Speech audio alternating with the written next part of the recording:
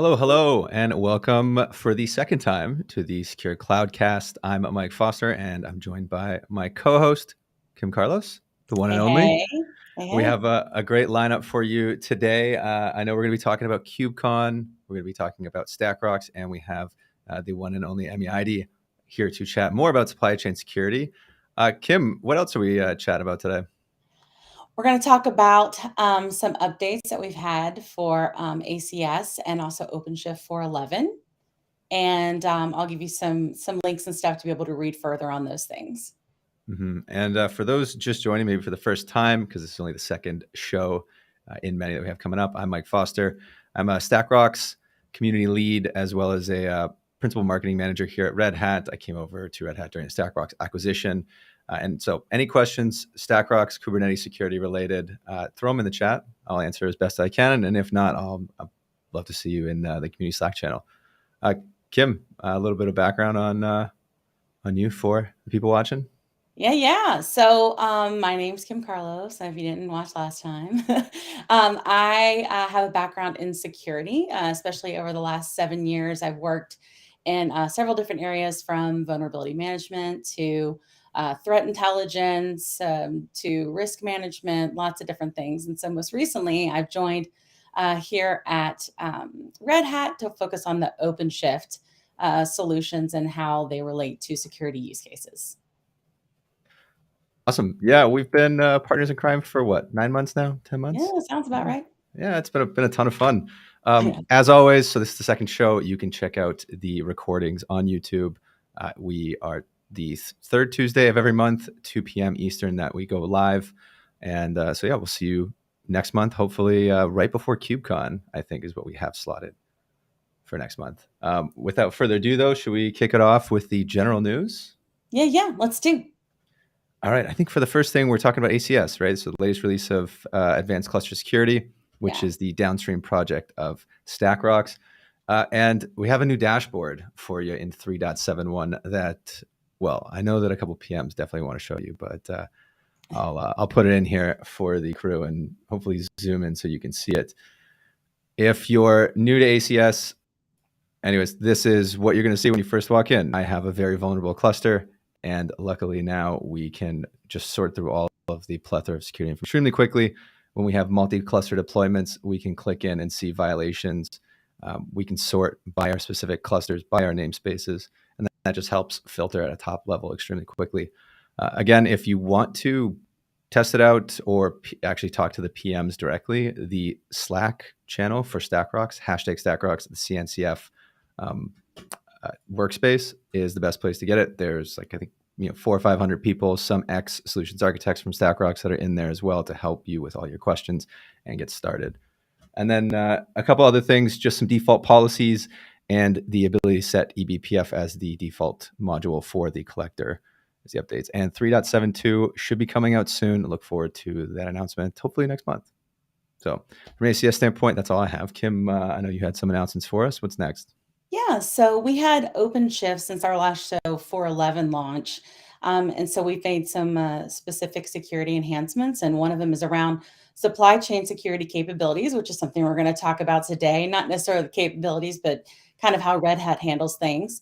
Also, the ability to detect missing network policies, policy validation, and vulnerability ID, pod security admissions, integration. And then also you can check out the blog, which I think Mike's going to throw in the chat for you so that you can Yeah, read it's in more there. about the additions.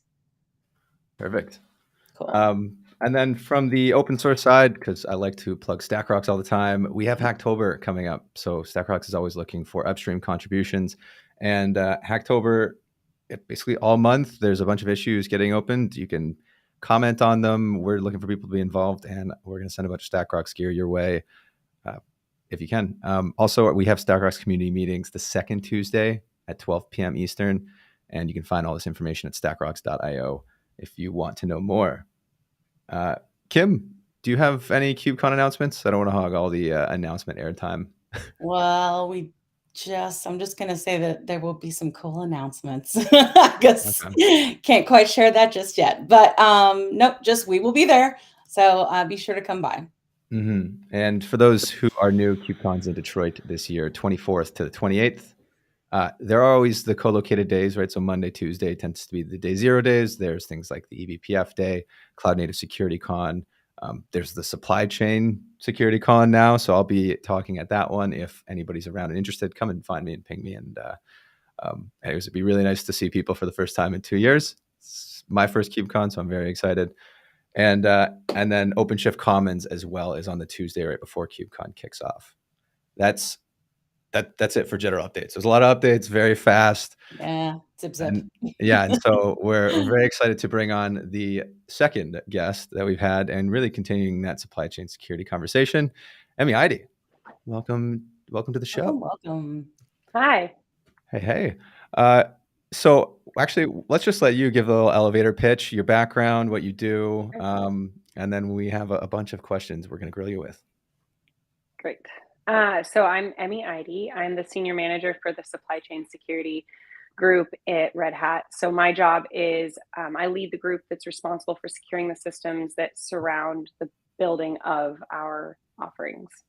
So if you think about, we think about the supply chain, kind of we liken it to water treatment facilities, like if the open source is the upstream water that you're pulling from, and then you have all of the pipes that move the water through it. The water's the code. My job is to make sure that the pipes that surround that code are secure or trustworthy, rather. So I live in the Pacific Northwest, a little bit south of Seattle, and I have 2 children, husband, 2 cats, and a dog. And we spend most of our free time exploring the great outdoors here. You know, sailing has been a new hobby we've taken on, which has been just extraordinary because there's so much like marine mammal wildlife in the Pacific Northwest. Started cybersecurity when I was in the Army as an intelligence officer in the Army, and I've been with Red Hat for about 1.5 years. The supply chain security has been a hot topic for about 2 years. So we started our group about 1.5 years ago. So we've just been building it and working on making sure that we're doing what's right for our customers. And how long have you been at Red Hat? Sorry, you might have mentioned, but I missed that. Oh, yeah, 1.5 years. 1.5 years. 1.5 years. Okay, that's actually 2021.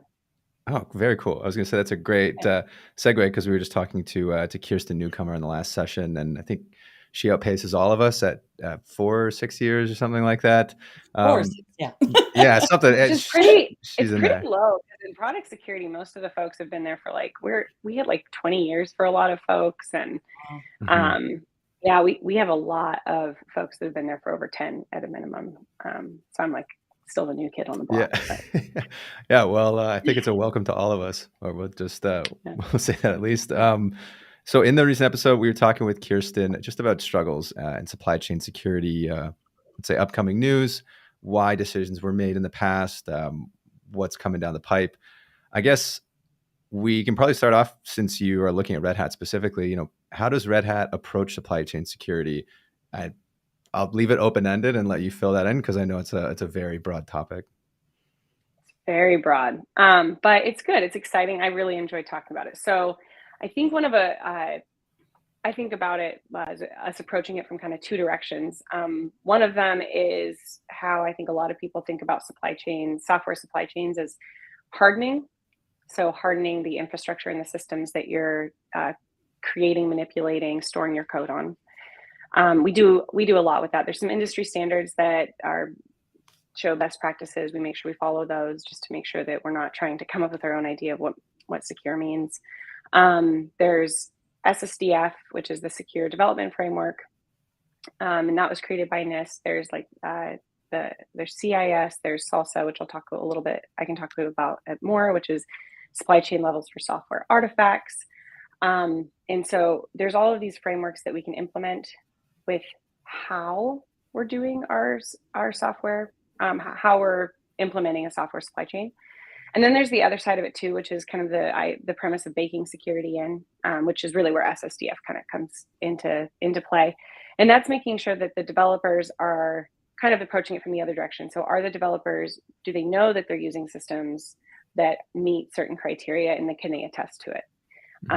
With when they release their product. So do we provide attestations? Are we like signing all the kind of laundry list of things that need to be done to give our customers assurances? I know Kim's itching to ask you the next question, but I found it really interesting that you used trustworthy and hardened, and because there are so many standards out there and they're new ones in supply chain. They're not bulletproof though, right? And they're still constant. There's always work to be helping harden upstream, right? Yeah. And so the best way, I think, in my opinion, to think about security is like, you're never going to be secure fully, right? It's not if question, it's a when question. And when you approach security like that, you start to think about it as more as like a trustworthy supply chain. Like, do you know and understand the risk that you're putting into your supply chain, into your infrastructure, and have you made the correct business decisions around that risk? And so really thinking about it, and a lot of times this is kind of a different direction, but a lot of times in security, it becomes checklist security, which frameworks can really become if you don't really apply them in a tailored way. And so taking that checklist security and leaving it to the side and thinking, how do all of these controls actually reduce my risk? What is the most important thing that we need to be focused on? Because it's not necessarily some complex thing that is going to get you. It could be something like password sharing, right? That we all know we shouldn't do, but is everyone following those guidelines and those best practices? So it's just like, so we call it hardening, and just like decreasing the amount of attack surface that could be compromised. Because there's always the risk of implementing a control too strictly so that people try to go around it, and then you end up being less secure overall, right? Well, and the most secure system is one that's completely shut off and disconnected from any network, right? The internet. And so because you're not going to do that and actually get any product out the door, it is like a risk versus reward. Everything that you do, everything you decide, making sure that the engineering teams have the right tools that they need in order to make good risk-based decisions. Makes sense. Cool. Now I'm back to my burning question. So we understand, like you just mentioned, that there's a lot of technology that are, advancing, right? And we want to be able to take advantage of those, but they come with those risks, and you have to decide what are those exceptions.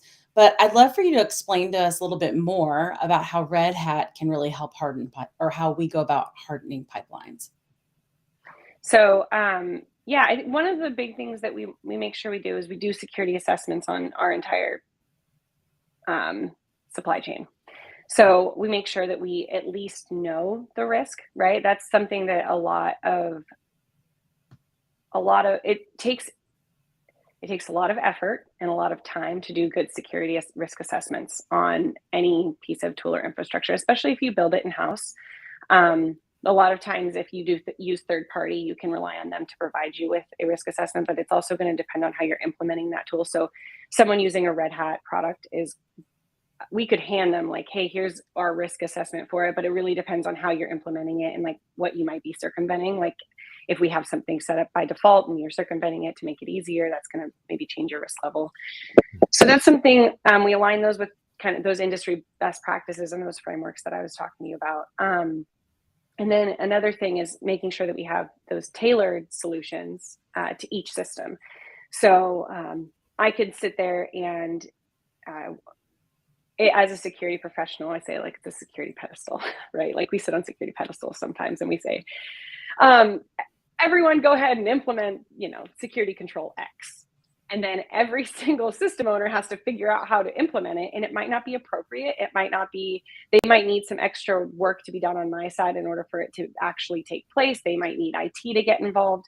And so for them to have a security risk assessment, and this is their remediation plan for getting all of their security controls gaps closed, it's going to be very specific to the system, what it can do, what it's offering, what's its role. Is it read access or is it write access, right? So like all of those little nuances are really important for security professionals. And in Red Hat, this is what we do, is we make sure that we're considering all of that so that we're not slowing progress, and that we are really involved in the productization process rather than just kind of sitting back with our little clipboards and saying like, oh, sorry, you didn't meet my requirement that makes no sense to you. So, Mhm.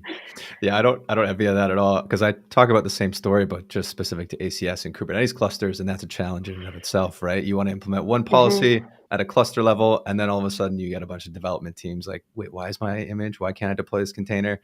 right. Yeah, so then you have to obviously like work with people upstream. You got to make sure that you have all the parties on board with what you're trying to do, right? Just implement a couple small changes, right? Yeah, and I think that's it, right? Like working with people. And so I think that there's often this kind of conflict between engineering teams and security teams because they see security as a roadblock, but it's once you form that partnership, like the world's your oyster. Like you are working together for the same company to sell, like we're all here for the same reason, right? Like Mhm. so it's yeah. Yeah, and to a certain extent, and I'll try to frame this properly. It is, but I think that it's kind of short-sighted because maybe you have to meet once every couple of weeks to make sure things are, and you're lowering the vulnerabilities and you're doing the right things. But as we saw last year, when something like Log4Shell happens, everything just shuts down for a week while everybody's trying to figure out what the impact is. Um, Developers get completely blocked for a long amount of time while they're trying to figure out configuration, right? So there's a little bit of working together to smooth that pipeline and triage accordingly so that you can avoid those big mishaps, right? Yeah. I don't know if I phrased that the best way possible, but speaking of that, because in that all of Red Hat's products and trying to get them all to let's say swim downstream from all our open source orgs, how do you understand and reduce risk, and how do you have that conversation between all the developers across all the products? So we've started something that I have a lot of passion for, and it's working just, I think, really well throughout Red Hat. It's something that we call the Pipeline Security Partnership. And it is kind of an integrated process that we are doing in Red Hat, which is we create our security requirements and have a tentative timeline, and we actually work with all of the developers and the engineering teams to make sure that we're getting into their quarterly planning, that we are considering all of the things that make sense to them in their situation, and making sure that like all of our documentation and the request matches what is actually feasible on the other side. And then, but we're working together throughout the whole process so that there's more than just security bought into it. So when these things like Log4Shell pop up, we have already a process in place. We can do that rapidly. That makes those changes across the board. So like at Red Hat, we have a lot of different offerings. We produce them in multiple ways. So we might produce, they can be consumed in multiple ways. So that requires kind of different parts of the pipelines to move in different ways. And so all of those have to be integrated. They all have to be secured similarly. We have to make sure that we're using standard security across the board. So that partnership helps. I think I went off sidetrack, but that partnership helps quite a bit with that in our process. So we're that's, I think is there a slide that you could show? There's a cyclical slide. Did you happen to see that? Oh yeah, the production process. Yeah. I think I remember you sending it to me. I'll try to find it while you're going through it. I can speak to it. Okay. Yeah, I can speak to it. So it's basically because your question was, as throughout the process, the productization process, how are we securing things? Was that what you were?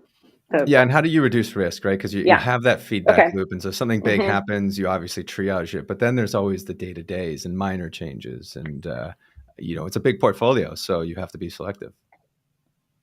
Yeah, I think that with all of the actions that we take throughout it, and teaching more about security, empowering engineering teams to make risk-based decisions reduces risk kind of in itself, because they're constantly thinking about it. So are their priorities risk-based? So if they say, hey, we're not going to be able to do control X until this date, say, great, let's talk about what that means for risk. What are you exposing? What are you keeping, right? And making sure that that those little data decisions can be made with the right thought in mind, rather than it's just another security task. Like there's a reason behind it. So anytime we put a security requirement out to our organization, we provide what the security risk is and the justification for needing it. Mhm.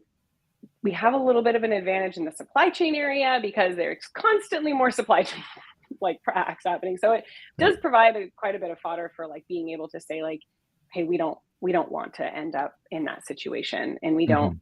If we can get in front of this, then we should be able to prevent this type of attack from occurring. But it really is about like bringing the security team to the productization process, but also bringing the engineering team to security, so that like we're on the same wavelength, that there's no surprises, that we're not sending out emails that is a new security standard that someone has to meet, that like hopefully they paid attention or they're going to get disconnected from the network, right? Like that you're working together as a team, all really working towards the same goal. And so Mhm. I think the partnership process has really helped with that, has helped to get everyone kind of on the same page. And I've noticed that even in the last like year and a half, the conversations internally that we have as far as like what we want to do, have changed dramatically, and all for the better of like really, really doing what's right for Red Hat and our customers. Mhm. Do you notice any of that momentum bleed into upstream communities? Because I'm seeing a lot of different issues in the CNCF and other open source orgs. So I was just kind of curious because obviously, we do have a bunch of upstream projects. Is the standard Yeah. set kind of all across the board, all the way up as far as we can go? I Might be out of I scope. don't have to. Yeah. Yeah, I don't have direct involvement in some of that, but I will say that as we develop like internal security tools, if we're able to open source it and push it, we do. So if we're able to, implement automated governance, then that would be something that we push upstream. And so we're able to kind of feed the community in that way. Mhm. That's at least the scope of where I'm at. A lot of product security and Red Hat is involved in a lot of the OpenSSF work streams. And so that's another way that we're kind of contributing back to open source. So like I go to the Salsa specification meetings. I'm pretty involved in that, making sure that what we're going to be asking in Salsa is not something that's completely unachievable by a smaller company, right? But that it's still meeting what the standard would be for what customers need. That makes sense. Kim, didn't you have a salsa question? Yes. You Okay. mentioned it actually a little bit earlier, and I know that's kind of been a nice framework that people are using. But I would love for you to tell us more about it, like in more detail. Yeah, so Salsa, supply chain levels for software artifacts, is a NIST, or it's an OpenSSF framework that maps directly to a lot of the controls in NIST. In fact, Red Hat did a mapping for OpenSSF and for the community to be able to consume so that they can make sense of it. Because there are so many security frameworks and they can be really hard to make sense of. And we're lucky enough to have a big product security organization to work through making sense of this, but not all of our customers have that ability. And so we wanted to make sure that it's as easy to implement as possible, especially if people aren't sure where to start. Like a lot of organizations have one security person, right? So Salsa, if you think about it, kind of like maturity levels. So level 1, it's level 1 through level 4. It actually can't claim level 4 yet because it hasn't been produced. So just as like a side note, we are working towards the controls, like Red Hat's working towards the controls of level 3 and 4. And it's best not to think about it like you are level 1, you are level 2. It is more like for source integrity, I am level 3. For provenance, I'm level 4. So like in different lines within each, you can say like, I meet this level in this line, rather than some compliance frameworks or compliance certifications that are out there. It's like kind of either all or nothing. Like you have to fit all of these criteria. This one's specific, but it also provides, there's a requirement for attestation for it. So as you're producing your offering, you have to have a signed attestation that shows logically how you've met all of these controls. And that's helpful to the customer because I've seen some supply chain questionnaires, which are created usually by the customer. And those are great, but they're completely manual. There's a lot of overhead associated with not only filling them out, but also receiving them and processing the results. The nice thing about Salsa is that it's an automated process to get that attestation out there. So I think it's great that there's so much focus on Salsa or on the supply chain, and that there's even like a framework kind of solely dedicated to it, because it is an important aspect of like how you're like the whole SolarWinds attack. Like that is a really good example of why this kind of stuff is important. Because it wasn't necessarily the company that was hacked that was impacted, it was their customers, which is why supply chain security is kind of terrifying. It's a really good entrance point for an attacker who wants to hit a broad base, right? Mm-hmm. Yeah, I think because they call it artifacts specifically, which I thought was interesting phrasing. And then you think, well, you're storing your code somewhere, then maybe you're building your container image in a pipeline, then you're deploying it in a different pipeline, and it's going into a test in a different cluster, right? And so it's like you said, it's not just compliance at one specific part, but you have to make sure that throughout that whole chain, that there's attestation, that you know what's going on, that you know who has access to it, right? And also from a security standpoint, as an auditor, I would love that. Always automated, and it's just like, here, pull me all the changes over the last month and tell me exactly what's happened, and it should all be there, right? It's also being level 1 is not, or level 2 is not a negative thing either. So I think the automatic kind of response from a lot of companies is to say, oh, we have to be level 4 or it's not worth it at all. Any sort of feedback you can provide your customers so they can make risk-based decisions as well, especially if you're part of their supply chain. So like Red Hat creates offerings that are parts of other people's supply chain. So allowing customers to make a risk-based decision based on like what we're doing is really beneficial to the customer. And I think also as part of being in Red Hat and our open, transparent like culture that we have here, being able to kind of attest to that in a way that doesn't put us at risk as a company, but like provides our customers with the information that they need is always been a really hard bridge to cross with security and customers. So I think this and SSDF are both really good kind of avenues for that. Yeah, and speaking of open culture, because this might spark some debate in the chat. Backport or rebasing came up, and I know that in the open source community, there's certain container images that are kind of base images that move quicker than others. A lot of it's because a security fix comes out and it's boom, just push the next version, tell everybody to use that one.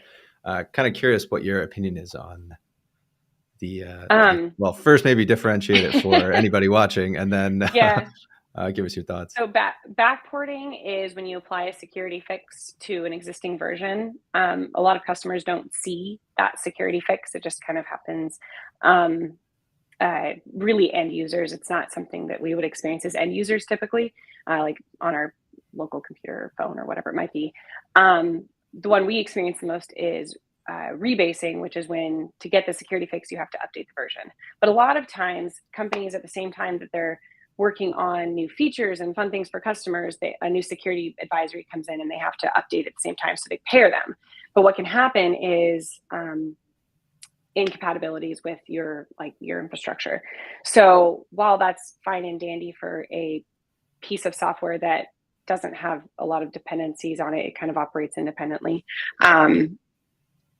When you're an enterprise, and I have like a special empathy for this with a supply chain where there's dependencies on it working properly with whatever product you're creating on top of that. Anytime you update, it can cause compatibility problems. It might stop your supply chain completely. And so being able to apply security fixes through backporting is huge. And there's also, as that version gets farther and farther away from the community version, we've applied more and more security patches to them. So like it would be a lot harder to keep up to date the most recent community version. And you're actually there's like a really happy point of still like compatible with everything. Features are good. And it's like all of the security patches are there, so it's not as vulnerable. We've actually have a couple of instances that we point to of when the version, the open source version was available and it was vulnerable, and anyone using ours was not, even because it was an old version that we had already patched previously to getting exploited. Mhm. So I appreciate it because enforcing updates is like one of IT's nightmares, right? Like, everyone reboot your computer, right? Like, what is it, Tuesdays or Microsoft Tuesdays or whatever it was, like back in the 90s. Yeah. So for enterprises in the supply chain, absolutely, backporting is a really good option. Yeah, and we ran into this conversation too when StackRox open sourced. When Red Hat Advanced Cluster Security turned StackRox into the open source upstream version, there was the conversation of, how much code do you accept? If you accept it and it gets into the product, well, that has to be supported. You have to make sure that you're quashing vulnerabilities. So it becomes this: how much do you accept? Who do you respond to first, right? And I think that's sort of Red Hat's whole motto is we make sure that one, code meets our standards; two, that we're constantly checking for vulnerabilities and backporting fixes into the supported versions. And then that's what we can tell people, right? We can say, hey, you can use the open source version, but you might not get the response time you're looking for when something major happens, right? Right. And I mean, I have this chat in the Slack channels every day and say, it's we'll run the exact same. It's the same product, but those are the things that you need to watch out for. So one of the only like things that is like something that I've been recently thinking about is that security scanners, there can be a delay with the vulnerable versions. And so if you run a security scanner to check it, it's worth reaching back to Red Hat to say, hey, has this been, I think we have an advisory page you can look at to see if it's been backported in. That way it's she's done with the conversation. Oh, we lost Kim. Yeah. Hey, she's back. All right, good. I got word there for a second. But so it's worth reaching back just to double check that if your scanner does come across that as a vulnerability, it might not actually be accurate. And I know that there's like little quirks because Advanced Cluster Security is a fork of Claire, and Claire runs in Quay. Certain things like, we report on fixable and non-fixable issues. Some scanners only report on the fixable ones because why would you tell a developer about all the things that they can't fix, right? So there's different features and functionality. But yeah, again, if the vulnerabilities aren't matching up, especially with the Red Hat feeds, that's definitely worth reporting, right? Kim, any other burning questions? I didn't see anything in the chat, because I think that was pretty in depth. What do you have, Kim? I don't want to derail. Oh, but while you're here, we've been talking about frameworks and how many there are, and exceptional, like what's an acceptable risk and things like that. But in my experience, a lot of times with these frameworks, there's a lot of overlap, right? And one you may consider this best versus this best, and it's like, in terms of Red Hat and our security, like how do we decide, or in general, like how do we decide which frameworks to take this piece of or this piece of when we're building like what our best practice is going to be and how we do our risk? I mean, the first one's applicability. So some of them were kind of, the hand might be forced with, are we, like, for a good example is the executive order that came out in May of last year, the cybersecurity executive order that applied to anything that was considered critical software, which Red Hat has critical software to the government. So they basically say you have to follow this framework. And so that is one way that we decide which framework is important. Another one is any certifications that are required to sell to a certain group, like FedRAMP is another example. And then it's more, and then the rest of it's more about like applicability. So SSDF is pretty new. We had, I'm not sure what our hand was in it, but I think we had some hand in it. But that one was just, it fit really nicely into how we do productization. Sometimes because we're an open source company, things don't really fit, or aspects of it don't fit. And so that goes back to that whole like tailored use your brain approach. We're not robots. Not you use your brain, but like we have to Hey, use our what are you brains trying to to say, like Emmy? pull up like pull it off. This is not applicable, not applicable. Um, lots of research, lots of really smart folks. I never worked with smarter people in my life. We've got a really good group of people, so I love it. Great. But just very thoughtful people. It's really about like remembering we're all human at the end of the day, and that this is all a company run by humans and created for other humans. Like, so Mhm. we can automate a lot, and it's great to automate the things, especially that are draining for your folks. So certain governance activities it's really nice to automate those. But at the end, you do have there is a responsibility to like make sure that you're cutting out the pieces that are just noise. Mhm. This is a big thing with like scanners and people wanting to implement scanners and code scanners. Like it can create a lot of noise. Mhm. And are we leaving that up to the engineers of the development teams to cut out that noise, or is us as a security organization cutting out all the noise, or are we doing some like consolidated approach to it? So for Red Oh, Hat, that's, it's I was more going for to the say, latter. that's a good question because in your experience, do you find that the consolidated approach works best? What have you kind of seen in I practice? always think the consolidated approach works Yeah. better for like anything. I think silos can cause a lot of problems, especially in the security field, because you end up someone happens to know something over here that we didn't recognize when we were creating the requirement in the first place. Like, Mm. But so then, I always prefer the collaborative approach. yeah. Um, Yeah, a lot more hands-on just because one, developers hate all those notifications. They're already swamped with GitHub and code commit notifications. So yeah. what's another vulnerability? And then, I mean, Hmm. just speaking from Kubernetes perspective, a lot of security teams, like you said, with code scanning, they might not necessarily know how it gets implemented in the cluster or the configuration of the containers. So, Hmm. Hmm. yeah, you do need both teams to come to the table. It's just requires buy-in, right? Yes. Yeah. And mutual, I would say, investment into it from both sides, that wanting it to succeed. I think fires tend to happen and people kind of get bogged down with like some new priority that's taking them away from like all these good intentioned things. Hmm. So it's really, especially with security, when there's not a fire, keeping on top of like all of the momentum behind Hmm. it to say like, great, is security a priority? Is it actually a priority? Have you invested resources into it, or have you just told me it's a priority? Because there's a huge, that can be a big variance there. So From just a personal and maybe cultural perspective, yeah. when security is going well, you don't notice it. It should be running smoothly.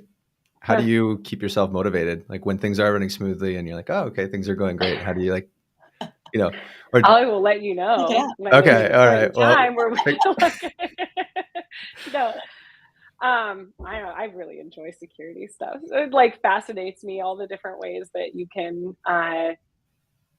all the red teaming side of it. Like, how can you get into a network? How can you like take advantage? Like, what's the likelihood that this would even happen? I mean, like, can someone pivot when they get into the network? And when they do pivot, what can they do with different responsibilities? I just find it so interesting that it's not like a lot for me to get like Mhm. involved in it. But I think personally focus on what processes can be improved so that during those cases of emergencies, things can flow smoother and that they're less disruptive to product teams, Mhm. and to our company overall. Like, yeah, we can have an emergency without having to shut the company down. It's not right. Like, it's Yeah.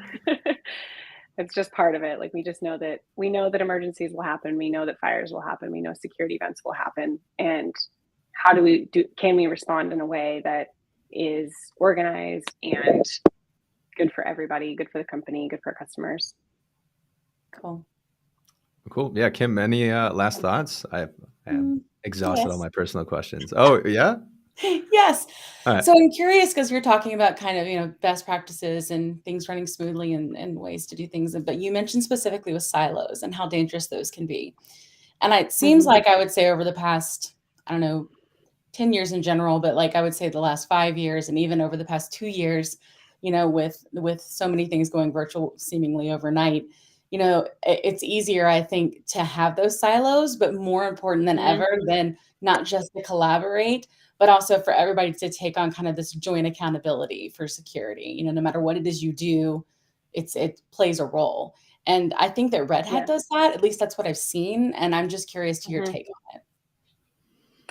Yeah, I think Red Hat is uniquely good at, especially for a company this size, not saying that's not my job, I'm not going to worry about it. So because we don't do that, I think it allows for a lot of cross collaboration with other groups in Red Hat. I think we still fall victim to the, just because you can't turn around and see if someone's in a meeting, because you can't see if they're busy in that moment, you might not want to just ping them out of band. And so their silos just kind of naturally happen, I think, in a remote. I'm not sure we're quite advanced enough as being remote workers to kind of get rid of those just yet. But so it takes a lot of work to keep them down. But I think our workspace groups also help.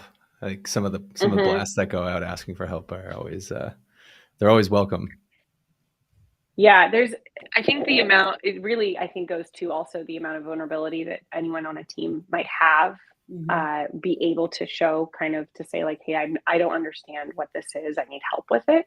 And that requires a lot of vulnerability, especially written down. So for someone, and this is more of a leadership perspective, but for someone being able to write down that they don't know something and that they need help, that requires a lot for people to trust that they're going to have positive feedback. They are going to get that help that they need, but it also drives us all in the right direction. But I think Red Hat, again, is just very good about that. And maybe it goes to the whole community approach and that's kind of how it was founded. But especially for 20,000 people, I've seen a lot of good coordination with that.